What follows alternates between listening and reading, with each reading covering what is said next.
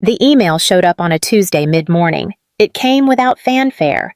No urgent subject line, no red flag, just a quiet line in my inbox, final transfer, Elm & Co. It was from Knox & Associates, the legal firm my father had worked with since the early days. I wasn't listed as the recipient, but someone had copied me in, maybe by mistake, maybe not. Out of habit, I opened it. I didn't expect anything, certainly not what I found in paragraph 3. Effective January 1st, full operational control equity transfer and brand title of Elm & Co. will be reassigned to Ms. Chloe Ellison. I read it twice. Then once more, just to be sure I hadn't misunderstood. My name wasn't mentioned anywhere, not in the transfer, not in the acknowledgments, not even in the CC line. I wasn't overlooked. I was removed. I sat there for a long time, not in shock exactly. More like the moment after a sharp fall when your body hasn't started hurting yet, but you know it will. It didn't make sense. Or maybe it made too much sense. For the past 7 years, I'd lived and breathed that company. What started as a dusty dry goods store at the edge of Vermont had become a multi-million-dollar lifestyle brand.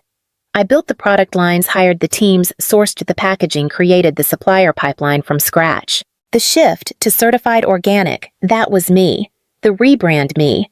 The new revenue model that kept us alive through COVID, also me. I still remember pitching the expansion strategy in our first investor meeting while my father sat 2 seats away saying nothing. Now it belonged to Chloe, my younger sister, the one who'd once said, "I don't get why you work so hard for soap." She came back 2 years ago from spiritual travel, took a few photos in front of the store, and somehow became head of community. At first I laughed. Then I stopped laughing when Dad started bringing her to calls. When she started speaking for the brand. She's fresh, he told me once. The kind of energy investors notice. I gave him the numbers. He gave me a smile. That email, that quiet little email, was the confirmation I didn't ask for. I didn't reply. I didn't forward it. I just closed my laptop and stared at the wall behind it. One question wouldn't leave me. When exactly did they decide I no longer existed? And the one that hurt more. Why did they think I wouldn't fight back? I didn't reply to the email. I didn't forward it. I didn't even mention it to anyone. Instead, I opened a folder I hadn't touched in years, the original archive I built when we were still calling it the shop, not a brand. Inside were early brand assets, PDFs, mock-ups, supplier contracts, handwritten timelines, copy drafts I'd written on flights and edited between shifts. It wasn't nostalgia. It was record-keeping. I'd always been the one who kept the paper trail. The first logo file was still there.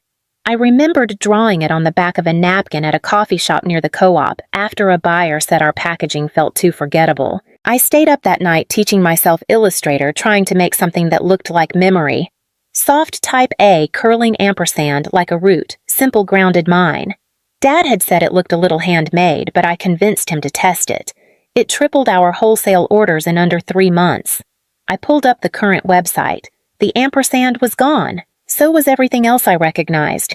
New logo, new name, new tone. Under our journey, the story began in 2021. Not a single photo from before. Not a mention of our first storefront or the 5 years we spent loading boxes ourselves. Just Elma Studio was founded by Chloe Ellison as a space for intentional beauty and mindful design. I searched for my name. It wasn't there. I checked the blog archive media mentions the press section. Nothing. The interview I did with our first national stockist gone. The local article where I explained our early product sourcing process not linked. Even my quote about small rituals, the one that used to be printed on the inside flap of every box replaced by a line from Chloe. I want every product to feel like light in your hands. I opened Chloe's LinkedIn. She had updated her title, founder and CEO, Elma Studio. Public speaker, brand visionary. In one video clip, she held up the bar soap I spent 3 winters perfecting, the one we used to call Snow Day. She smiled and said, "This one's my favorite. I made it for my mom." I watched in silence as she described the scent like it came from her childhood, not mine. They hadn't just taken the business. They'd rewritten its origin story. And I wasn't just cut out, I was smoothed over. They'd lifted the language, the ideas, the textures, but not the fingerprints. Not the parts that pointed back to me. I checked the brand's latest investor deck. In the milestone slide, the timeline started in 2021. It listed first major retail partnership, which I had negotiated in 2019. Sustainable pivot, which I had pitched during lockdown. The only thing new was the name. I thought back to something Dad once told me during a late-night strategy meeting. No one remembers who poured the concrete. They just see the windows. At the time, I thought he meant we were a team, that he was reminding me not to chase attention. Now I realized he'd been telling me the plan. He never intended to build the story around me, just on top of me. I didn't call my father. I didn't reply to Chloe's text. I didn't write a long email or request a meeting. I didn't ask why they erased me. I already knew. They didn't think I'd push back. They thought I'd do what I always did, let it go, work harder, carry the weight quietly. But this time I didn't carry anything for them. I started walking backward, not in regret, but in precision. Brick by brick, memory by memory. The first thing I did was check the lease on the original Ilman Co. storefront. The one on Main Street with the peeling brick facade and the warped wooden floors. I used to mop myself. It had changed hands when we expanded, rolled into a management shell company that Dad and I set up years ago. I still remembered the LLC name. It took 5 minutes to look it up. 10 minutes to realize the lease was expiring in 30 days. I drove out the next morning. The street hadn't changed much. Same hand-painted signs, same faded cafe on the corner, same couple arguing outside the laundromat. The shop windows were empty now, the new flagship was across town, but I could still see the tape marks where I used to hang promo flyers. I parked and went straight to the leasing office. Linda still worked there. She'd been the one to approve our first lease when I was 23 and too nervous to make eye contact. She blinked when she saw me. "Mara Ellison," she said, half smiling. Now there's a name I haven't heard in a while. I told her I was interested in the space again. She raised an eyebrow. "I thought your sister was running things now." "She is," I said. Linda waited a moment. Then she leaned forward, lowered her voice. "Well, that space is about to be available again. Payment lapsed. I don't think they're keeping it." I signed the paperwork that same afternoon. I walked through the empty store. The lighting was poor. The floor still creaked near the back storage room. There were marks on the counter from when I spilled candle dye during our second product test. They never came out. I ran my hand across the wall where I used to write delivery notes in pencil light enough to erase, but dark enough to see if the sunlight hit just right. Next, I contacted our first lavender supplier, a family farm 2 counties north. I still had the daughter's number saved in an old folder. I called her. She remembered me. "Your sister's people stopped ordering from us last year," she said they were going global. I asked if they'd work with me again. She said yes. After that, I tracked down Martin, the printer, who ran our first ever batch of labels. I still remembered the layout error in batch 1. The scent name had bled too close to the edge. I drove to his warehouse. He hadn't changed a bit. "You want the old files?" he asked. "Nobody ever came back for those." I took them.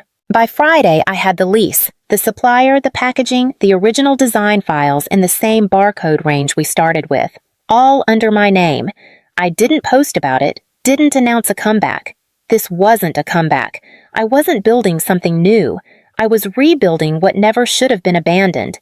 Not because I wanted the world to see it, but because I needed it to exist somewhere that wasn't buried under polish and press photos. They had the name. They had the followers. They had the packaging, but I had the scaffolding, the people, the smell of cedar oil that stuck to my coat in winter. That was enough. The first call came 3 days after I signed the lease. Dad's name lit up on my phone like it had so many times before, during the build-out, during supplier delays, during late-night margin checks, when we still did everything ourselves. I didn't answer. He called again the next day, left a voicemail this time. "Hey, Mara, just wondering how you're doing. Haven't heard from you. Give me a call." I didn't. Instead, I drove to the shop and stood behind the old register. I ran a dry cloth across the wood, even though there was no dust yet. I rewired the back lights, replaced a broken drawer pull that had been loose since year 2. Things no one else would notice, but I did because I'd put them there. 2 more calls came that week, one from my mother. She never called. Her message was short. "Whatever this is, you're making things harder than they need to be." I let that sit. I didn't answer texts either. Chloe sent the first one. "What are you doing at the Main Street space?" No greeting, no sign of confusion, just a direct shot. It wasn't curiosity. It was fear. I didn't answer. Then came the letter, a clean PDF from their legal team addressed formally to my business address. It was a courtesy inquiry asking for clarification on whether my new activity constituted an attempt to commercially compete using overlapping brand assets. I printed it out and left it on the table while I drank my coffee. I read it again slowly, this time aloud, to see how it sounded. Then I replied. 1 page. Simple. The physical property at 118 Main Street, as well as product formulations, visual design templates, and original copy language were developed and filed under my name between 2016 and 2020. Any overlap results from your continued use of materials that predate current leadership. Please direct future communication to counsel. I mailed it. Certified, tracked. After that, the calls stopped for a few days. Then, Chloe showed up in person. I was restocking tea tins on the back wall when I heard the door open. She walked in like she'd been sent, clean lines, polished voice. "Mara," she said, "we need to talk." I stood, wiped my hands. "You're here now?" I asked. "After 2 years of talking for me?" She didn't answer that. She looked around the store. "You're rebuilding it. I'm remembering it," I said. She exhaled, frustrated or maybe just unsure. "Dad says you're trying to take it all down." I looked at her, really looked. She wasn't afraid of me. She was afraid I'd make people remember the version of the story where she wasn't there. "I'm not trying to take it down," I said. "I'm just taking back the parts you didn't know were real." She didn't respond. She left without touching anything. And I went back to shelving tins 1 row at a time. They didn't take me seriously. Not really. Even after I reopened the old store, even after I stocked the shelves with familiar shapes and scents, even after I stood behind the same counter they had once called too small town for a national brand, they thought I was making noise, symbolic protest, a message from the bitter sister who didn't move on. Maybe they expected me to lash out, demand a seat back at the table, but I wasn't interested in their table. I had already built the floor they put it on. I just needed them to remember that. The second legal letter came by mail, signed by an attorney I didn't recognize. It wasn't friendly. It accused me of infringing on intellectual property product names, scent formulas, packaging layouts. They said my new store caused confusion with their current brand identity. It was dressed up in legal terms, but the message was simple. You're trespassing on what we built. What they didn't realize was that I never left. I didn't panic. I didn't even get angry. I walked to the back office, opened the file drawer marked Legal, 2016, and pulled out the documents they forgot existed. There, it was a notarized agreement signed by my father and me listing every original formulation, every visual layout, every written phrase used in our first 3 years. Ownership mine. It wasn't just a creative folder, it was the foundation, and they never transferred it. Back then, Dad told me we didn't need to hire a lawyer, said it was better if I held the original documents until we figure out how big this gets. We never followed up, and they never asked for the transfer. So I filed everything under my name, quietly, permanently. I put together a reply. 1 packet. Neat, thorough, annotated. I listed what I owned, the lavender and citrus blend we called Rainlight, the original Ritual Care tagline they still printed on boxes, the layout templates I created in PowerPoint when we couldn't afford a designer. I cited registration numbers, included timelines, then I added 1 sentence centered and bold. You have 14 calendar days to discontinue use of the attached intellectual property. Failure to comply will constitute willful infringement under federal law. I sent it by courier. Certified. No email, no heads up. 4 days passed. Then 7.